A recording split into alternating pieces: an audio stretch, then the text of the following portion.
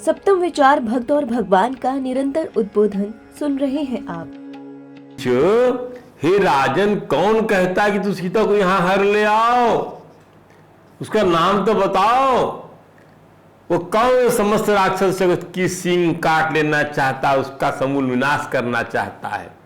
हे दशानन, जो कभी तो उकसा रहा है वो निश्चित ही तुम्हारा शत्रु। ध्यान रखना, इसमें कोई शक न करे, वो तुम्हारे हाथों विषधर सर्प के मुख से चाह रहा है दांत उखाड़ लो, जहरीले सांप का।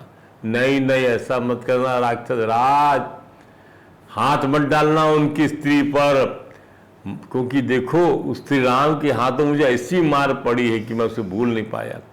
वो वाह बीती ये है, सुनाते मारिच कहता है कि जब मैं उस तरफ था समुद्र के उस पार खरदूषण के कैंप में, मुनि मकराखन गाया वो कुमारा, बिनु फरसारा राघुपति मोहि मारा, सतजोजन आया क्षण माही। उनके बिना फरका बाण मुझे समुद्र के इस पार 100 योजन समुद्र के पार इस पार लाके फेंका था। तीन सन बया रुकिए बल, उनके साथ बैर मत करिएगा आप।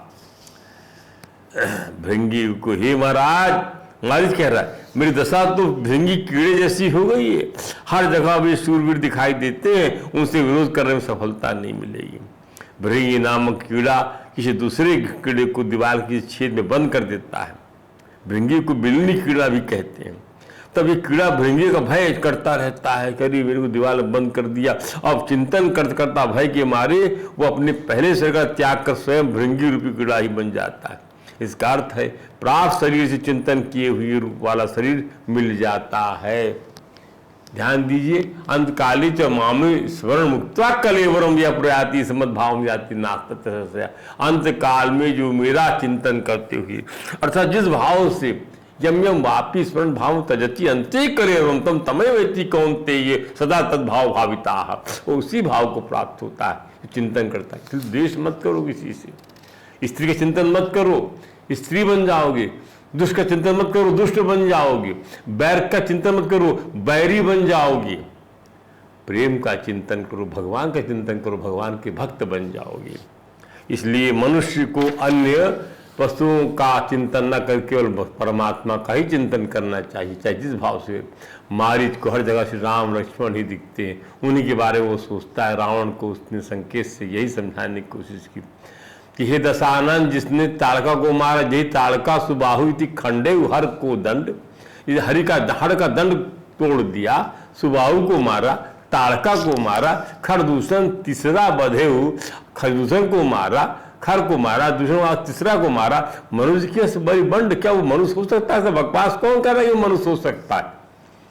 वो चेतावनी के स्वर्ग में कहता है मरीच, अत्य दशानन सीता जी के भी अपहरण का विचार त्याग कर सकुशल रहे। इस पर रावण लंका लौट गया। अब समझ में उसको आ गया।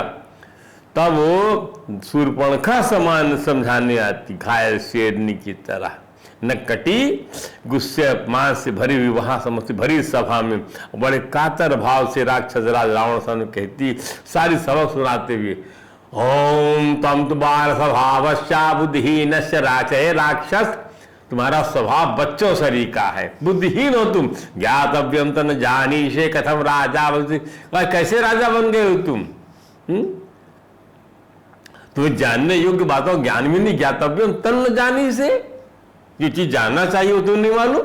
अचारम मन्य ताम प्राकृत सचीवैर्युता स्वयं जनस्थानम निहितम नावा बुद्ध से, मैं समझती हूँ तुम गमार मंत्रियों से घिरे हुए हो। अचारम मन्य ताम, तभी तो तुमने अपने राज्य की भी गुप्तचर नहीं तैनात किए हैं, तुम्हारे स्वजन मारे गए और जनस्थान उजाड़ हो गया, फिर भी तुम्हें इसका पता। देखिए, उसी बात को अकंपन कह रहा है, उसी बात को मारीची समझा रहा है। तो रावण की मनस्थिति और उसके अंतर्द्वंद को समझिए। कामी पुरुष के मन के अंदर में निश्चयात्मक बुद्धि बन नहीं पा रही है, और उसका शूर्पणखा जब आ गई भरी सभा में, पब्लिक के सामने, अधिक लोग कहते कैसा भाई है, नाक कट गई शूर्पणखा की और अपना डर रहा है मनुष्य से लड़ने के लिए। अब उससे जब पूछा शूर्पणखा ने वही विवरण भरी सभा में भाई को सुनाया जो कंपन राक्षस पहले बता चुका था, परंतु रावण को यह पता नहीं था किसने उसकी बहन की नाक कान काटी, किसने उसके कान काटे। इसका जवाब तो केवल शूर्पणखा ही दे सकती थी। अतः शूर्पणखा अपने भ्राता राक्षस राजा और के भैया श्री रामचंद्र राजा दशरथ के पुत्र, ये परिचय उसने दिया। पराक्रम वाला परिचय नहीं दिया कि समुद्र को उलट सकते हैं, उसके प्रवाह को रोक सकते हैं, पलट सकते हैं, ग्रह तारामंडल की गति बदल सकते, ये सब बताया नहीं। जो परिचय कंपन और मरीजी ने दिया वो बहन नहीं दे रही, अरे राजा के लड़के हैं, उनकी भुजाएं लंबी हैं, आंखें बड़ी बड़ी, उनका रूप केवल कामदेव के समान। ये चीर और काला मृग चर्म धारण करते हुए अकेले थे भैया, पैदल थे, तो भी उन्होंने 1.5 घंटे में खर और दूषण को मार डाला कि 14,000 बलशाली सेना को मार कर शवों का ढेर लगा दिया। इस कारण ऋषि मुनि निरापद हो गए। वो ये भी कहती, एका कथंचिन मुक्ता हम परिभूय महात्मना श्रीधम संकमाने रामेण। ही भाई, महात्मा श्री राम ने स्त्री का वध हो जाने के भय से एक बार मुझे किसी तरह केवल अपमानित करके छोड़ा। वो आगे कहती, महाराज इनका एक भाई है, वह श्री राम के समान तेजस्वी और बलवान है। वह श्री राम का दाहिना हाथ है और सदा बाहर विचरने वाला प्राणी है। श्री राम की एक पत्नी है, देवताओं, गंधर्वों, यक्षों, किन्नरों में कोई भी स्त्री उस सुंदरता का मुकाबला नहीं कर सकती। इस भूतल पर वैसी रूपवती नारी मैंने पहले कभी नहीं देखी। वो आगे कहती है, यश सीता भवेद भार्या, सीता इसकी पत्नी बनेगी, यम च हृष्टा परेश्वज, जब प्रसन्न होकर इसका आलिंगन करेगी। अभी जीवित सा सर्वेषु लोकेषु अपि पुरंदरा, समस्त लोकों में उसका जीवन इनसे अधिक भाग्यशाली होगा। अब इन्हें को तो परास्त कर चुका था रावण, तो उसको लगा कि यार मेरे लिए चुनौती प्रस्तुत कर रही है ये। भैया तुम सीता को देखते राम के बाणों से बच नहीं पाओगे, सीता को जब भार्या बनाना चाहते हो श्री राम को जीतने के लिए अपना दाहिना पैर आगे बढ़ाओ। इस पूरे कथानक में काम का चिंतन किया गया। काम आसुरी वृत्ति है। आसुरी योनि में प्राय जो लोग जन्म लेते हैं उनका स्वभाव द्वेष करने वाला होता है, वे क्रूर होते हैं, अपने पहले जन्म में भी वे महान, नीच और अपवित्र होते हैं। ध्यान दीजिए, अकंपन और मारीच राक्षसों के समझाने के बाद राक्षस राज रावण ने सीता जी के अपहरण की योजना का त्याग कर दिया था, परंतु शूर्पणखा ने सीता रूपी काम वासना की दबी हुई चिंगारी को सीता जी के रूप का वर्णन कर भड़का दिया।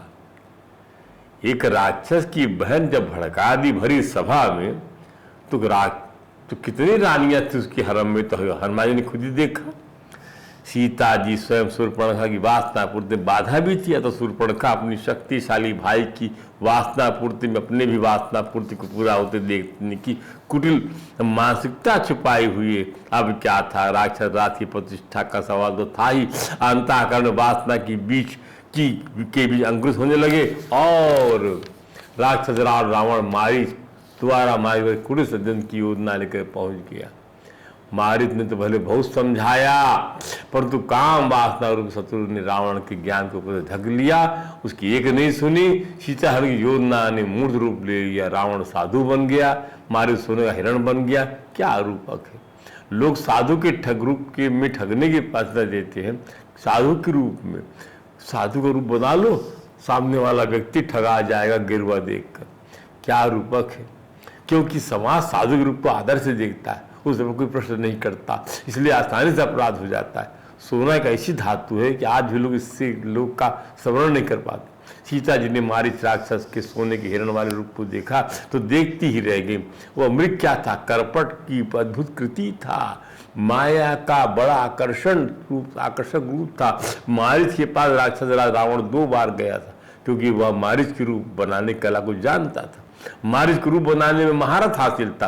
पहली बार तो मारीच ने मना ही कर दिया था, फिर राम से पंगा लेने का सीधा मतलब प्राण गंवाना। पर दूसरी बार मारीच को लगा कि रावण के हाथों मरने से अच्छा है कि रघुवर के हाथों मुक्ति प्राप्त कर ली जाए। विधि जैसा होना था वैसे ही हुआ। विदेह कुमारी कपट हिरण को देखकर जो है संवरण नहीं कर पाई अपने लोग को, और जो है जैसा प्लानिंग किया था उसी प्रकार से कि तुम किसी प्रकार से दूर ले जाना राम को, पास नहीं आना, और इधर मैं जो हूँ जब लक्ष्मण वहाँ से चले जाएं तब मैं जो हूँ आऊँगा वहाँ जाकर देखूँगा। ऐसा मृग बन गया मारीच ठगने के लिए। उसके दांत और बड़े सुंदर थे, शरीर के रोए चांदियों लांबे आदि धातुओं की बनी हुई जान पड़ती थी। उसके ऊपर दृष्टि पड़ते ही सीता जी की आंखें आश्चर्य से खिल उठी और वे बड़े स्नेह से उसकी ओर निहारने लगी। देखिए, माया का मृग था वो, माया का आकर्षण, इससे कोई बच नहीं पाया। सम्राट युधिष्ठिर नहीं बच पाए इसी माया के आकर्षण में कि मैं जीत जाऊंगी, मैं जीत जाऊंगा, मैं जीत जाऊंगा, और अपनी पत्नी को दांव में लगा दिया। तो बुद्धि हर लेती है माया, बुद्धि हर लेती है माया, शक्तिशाली है माया। और जो अविद्या आ जाती है, माने अज्ञान आ जाता है काम के रूप में, तो समझ लीजिए इंसान की दुर्गति बनना है। सीता जी ने कहा ऐसा मैं कभी देखा नहीं, वो नाना प्रकार के रत्नों का बना हुआ जान पड़ता था, उसी देखकर जान तो किशोरी सीता जी बड़ा इसमें हुआ। अब क्या हुआ, अब उन्होंने राम जी को बताया, राम जी को बताया, उसके बाद लक्ष्मण जी से क्या हुआ, ये सब वार्तालाप हम आपको बताएंगे कल की कथा में। आज कथा को हम यहीं विश्राम देते हैं। फिर वृंदावन बिहारी लाल की जय।